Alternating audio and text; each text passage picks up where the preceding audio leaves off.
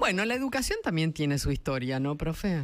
Sin lugar a duda, y cuando uno mira la evolución de la educación pública argentina, que es una de las marcas, le mandamos un saludo a Jorge Ciaba Serrate, que es presidente de la Academia Argentina de la Gastronomía, y que es un economista que siempre dice que en la economía argentina está lleno de soft powers que no usamos. Sí. Por ejemplo, él dice que tendría que haber propaganda en el mundo de que en los restaurantes se sirve una panera con manteca.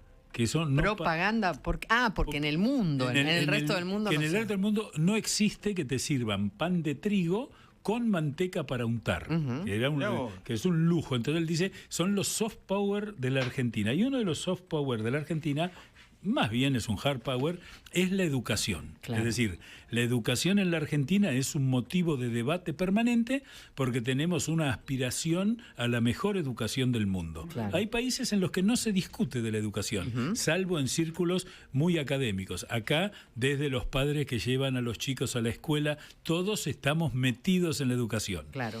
Y es bueno ver la evolución desde las primeras escuelas. Recordemos que hasta la Revolución de Mayo la educación estaba en manos de la iglesia. Sí. Cada convento tenía una escuela y eran los propios frailes los que enseñaban las primeras letras, los que enseñaban a sumar y a restar. Con Bernardino Rivadavia comienza la educación pública a través de la creación de 3 escuelas lancasterianas que seguían el modelo de Lancaster británico, que eran preceptores. En la escuela vivía un preceptor. Los chicos iban una sola vez por semana a la escuela, les daban las tareas y las directivas, y después el preceptor iba casa por casa viendo cómo se hacían las tareas. Bueno. El modelo de las institutrices, es decir, no sacando a los chicos de las casas.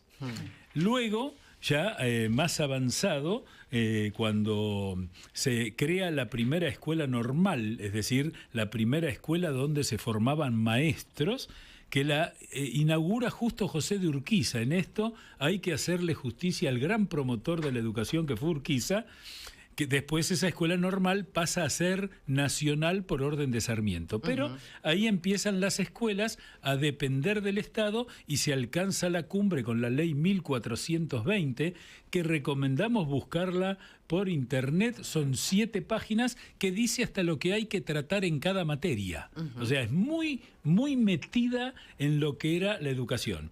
Educación gratuita, elemental, normalista. Y en ningún momento la ley 1420 dice laica. Es decir, fue laica porque no había religión como la antes, pero incluso hay un párrafo en el que dice un artículo que la educación religiosa, de ser deseada por los padres, se da fuera del horario escolar. Claro. Estaba todo establecido. Bueno, esa ley 1420, que muchos atribuyen a Sarmiento, pero la dicta Julio Argentino Roca, es la base de la educación y de la tradición educativa. La educación pública en la Argentina es un valor. Hay países que no hacen la distinción entre escuela pública y escuela privada. Totalmente. Cuando yo iba a la escuela, hace muchísimos años, lo común es que las escuelas privadas fueran vistas como las escuelas a las que van los pibes a los que no les va bien en la escuela pública. Ah, mira vos. Y estoy hablando de 45, 50 años atrás. Claro. Las sucesivas crisis, el fracaso de alguna manera del Congreso Pedagógico de 1987, que fue muy disputado y disolvió las autoridades. Después desaparece el Consejo Nacional de Educación, es decir, la educación empieza como a separarse. Siempre se habla equívocamente de cuando el presidente Menem provincializó las escuelas nacionales, como si todas las escuelas hubieran sido del Estado Nacional. Solo se traspasaron el 30% de las escuelas porque el resto ya era provincial. Claro. ¿No? Bueno, un detalle interesante, la Constitución dice: las provincias son las responsables de la educación pública, desde siempre. Pero después de eso vino un gran debate hacia 1898, que tenía que ver con el ministro de Educación, Osvaldo Mañasco, el de las queserías. ¿Recuerdan ustedes que cuando los que éramos jóvenes estaban las lecherías Mañasco y el queso Mañasco en todos lados? Señor. Este hombre... ¿Pero perdón, estaba relacionado en serio? Sí, claro, formaba parte de la familia. Este hombre vivía en un colegio de Temperley, que no es al que fue María. Ese era el de María. Tomás Espora, ¿no? Tomás Espora, no. Todos unos locos salieron de ahí. Sí, claro. sí. Sobre la avenida Pasco, hoy avenida Eva Perón, hay un colegio llamado General Belgrano que tiene un edificio muy antiguo que era la casa de Osvaldo Mañasco. ¿Pero a qué altura de esa avenida? Cuando uno va rumbo a Pavón, digamos, rumbo a Hipólito Yrigoyen, tenés el túnel y a la izquierda, antes de la cancha de Temperley, está este colegio. ¿Todavía está el colegio? Es un colegio privado. Pero que tenía por lo menos hace 10 años, cuando yo merodeaba por esos lados, el nombre de General Belgrano. Bueno, la cuestión es que Osvaldo Mañasco se entera por telegrama a la mañana que el presidente lo había nombrado ministro de Educación. En realidad en ese momento ministro de Instrucción Pública, y se va tuvo que salir a alquilar rápidamente un traje, porque no tenía un chaqué, para jurar el cargo a la tarde, esas cosas de otros tiempos. Este hombre quiso abrir la educación. Tuvo un inconveniente 3 años después cuando se burló de Bartolomé Mitre. Mitre cumplió 80 años, se le hacen homenajes en vida, algo poco apropiado para una democracia naciente como la Argentina, y él dijo, al fin y al cabo, en un debate, el mitrismo le pegaba durísimo a Mañasco, entonces Mañasco dijo, esta es mi venganza. Y en el Senado dijo, al fin y al cabo esto es como en el Imperio Romano, que uno tiene que andar elogiando a los emperadores, y así como se escuchaba en Roma, Digus Antonius, Digus Marcus, acá andamos todos por las calles gritando Digus Bartolus. ¡No! El Bartolus le costó el cargo, porque era una leyenda viviente, Mitre, pero digamos se le cambió el nombre a una calle cuando cumplió 80 años, estando él en vida. Eso después, ha pasado en estos últimos años. Hay una callecita cuente. En Puerto Gaboto, hay una callecita que se llama Ministro Julio de Vido. Mira, ¿todavía está esa? Sí. ¿Y qué esperan? No sé. No nos vamos a meter tampoco. No vamos a meter, es otra provincia. No, también nada que ver acá. Exactamente. Bueno, la cuestión es que el personaje que aparece allí es Otto Krause. ¿Quién es Otto Krause? Todos lo conocemos por el nombre de la que antiguamente era la Escuela Industrial de la Nación, que lleva el nombre de su fundador. Es el hijo de una familia alemana radicada en Chivilcoy, que va a estudiar ingeniería y que es el fundador de la educación técnica argentina.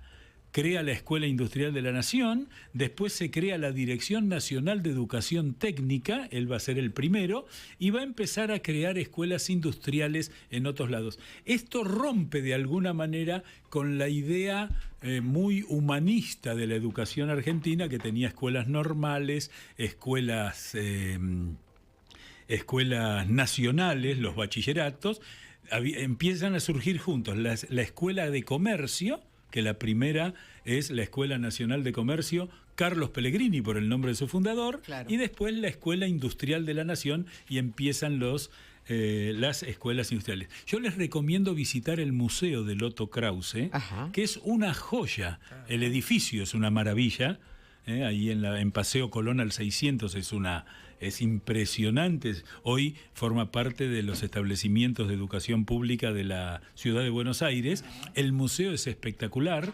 En una época tenía ahí desarmado el vagón del Marajá de Capurtala. La pelota. Porque cuando vino en 1925 el príncipe de Gales, vino con un príncipe hindú. Cuando nacía Radio Mitre. 1925, exactamente, y uno de los que formaba parte de la comitiva era el Marajá de Capurtala, que hoy no dice nada, pero yo me acuerdo que mi abuelo la insultaba a mi abuela cuando tenía que decirle algo. ¿Qué te crees que me tratás como el Marajá de Capurtala? Sí, o sea que mis abuelos también se decían esas cosas. Claro, ¿qué te crees? ¿Quién era el Marajá de Capurtala? Bueno, era un príncipe hindú, un príncipe indio que acompañó a Buenos Aires, y como estaba vestido de hindú, llamaba la atención, todos de saco y corbata, moñito, y aparecía el Marajá con el traje ahí, se convirtió en esas cosas que, viste, por ejemplo, ¿qué te crees que sos, hijo de Mitre? ¡Apa! Que solo lo entiende uno,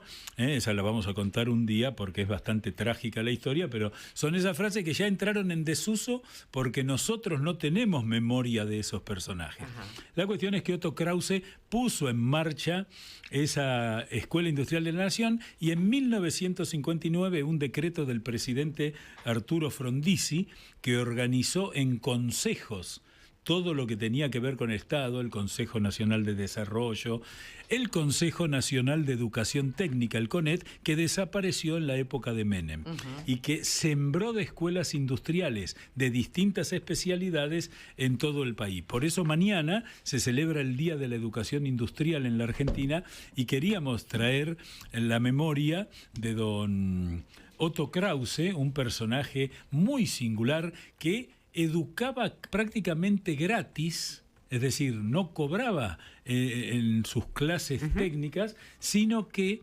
él trabajaba para los ferrocarriles.